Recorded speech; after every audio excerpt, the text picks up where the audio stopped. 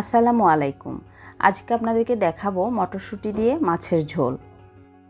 আমি যেভাবে সাধারণত রান্না করে থাকি সেভাবেই আপনাদেরকে দেখানোর চেষ্টা করেছি। চলুন তাহলে শুরু করি। বিসমিল্লাহির রহমানির রহিম। এখানে আমি প্রথমেই দিয়ে দিচ্ছি কড়াইতে সরিষার তেল। আমি খুবই অল্প পরিমাণে তেলে রান্না করা পছন্দ করি পরিবারের জন্য। সবসময় আমি খুব কম তেলে বাসার জন্য রান্না করে থাকি।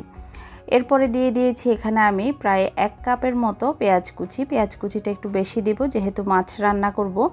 দিয়েছি 1 চা চামচের মতো লবণ, 1 চা চামচ রসুন বাটা এবং আধা চা চামচ আদা বাটা। এবার একটু নেড়েচেড়ে দিব। নেড়েচেড়ে পেঁয়াজগুলো নরম করে নেব। এই ফাঁকে আবারও দিয়ে দিয়েছি আধা চা চামচের মতো হলুদ গুঁড়া এবং 2 চা চামচ মরিচের গুঁড়া। মরিচের গুঁড়াটা আপনারা ঝাল যে রকম খেতে পছন্দ করেন ঠিক সেভাবেই দিয়ে দিবেন। তারপর দিয়েছি আধা চা চামচ পরিমাণ জিরা গুঁড়া এবং আধা চা চামচ পরিমাণ ধনিয়া গুঁড়া।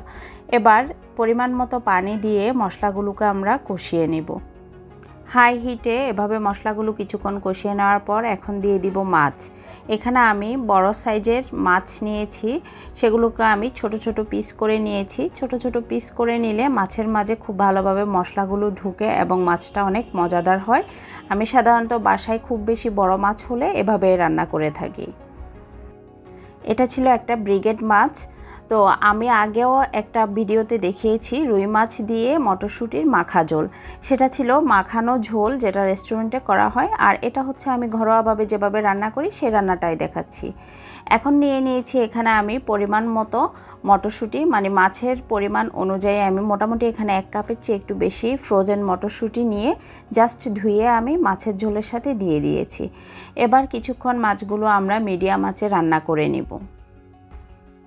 কিছুক্ষণ পর ঢাকনা তুলে আবারও একটু নেড়ে চেড়ে দিব। এখন দিয়ে দিচ্ছি একটি বড় সাইজের টমেটো কুচি। এখানে আমি বড় সাইজের একটি টমেটোকে পাতলা করে কুচি করে নিয়েছি। এবার আবারও সবগুলো একটু নেড়ে চেড়ে দিয়ে ঢাকনা দিয়ে রান্না করব মিডিয়াম আঁচে। এভাবে মিডিয়াম আঁচে প্রায় 15 মিনিটের জন্য আমি মাছগুলো রান্না করেছি। আমার এই রেগুলার কুকিং ভিডিওর প্লেলিস্টটা তৈরি করা হয়েছে নতুন রাঁধুনিদের জন্য। আমার কাছে অনেক রিকোয়েস্ট আসে, আপু আপনি রেগুলার যে সকল রান্না করেন সেগুলা কিভাবে করেন? আমরা রান্না করলে মাঝে মধ্যে হলুদের গন্ধ আসে অথবা তরকারির কালার সুন্দর আসে না। তো সেই উদ্দেশ্য করে আমি নতুন রাঁধুনিদের জন্য রেগুলার রান্নার প্লেলিস্টটা তৈরি করেছি। আপনাদের যাদের ভালো লাগবে, পছন্দ করবেন, তারা লাইক এবং কমেন্ট করতে ভুলবেন না। কথা বলতে বলতে আমার রান্নাটা কিন্তু প্রায় শেষ হয়ে গিয়েছে।